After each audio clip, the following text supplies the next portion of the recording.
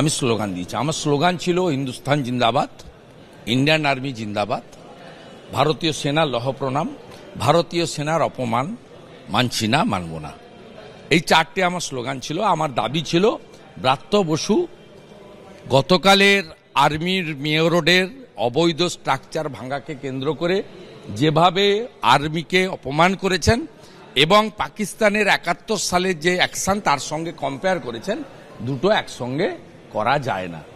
ঠিক আছে, এটা করা যায় না, এটাই সাসপেন্ড। তারপরে এবং প্রস্তাবটা প্রথাগতভাবে আপনার আনেনি।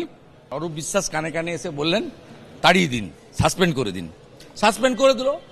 ব্রাত্য বসু যা বলেছে সবটা আছে। আমি এটা তো শোনাচ্ছি না আপনাদের, আছে, কারণ লবিতে সবাই রেকর্ড। আমি গর্বিত ভারতীয়, ভারতীয় সেনার জন্য আজকে সাসপেন্ড করেছে। আজকের দিনের জন্য বেতনও নেব না, ভাতাও নেব না।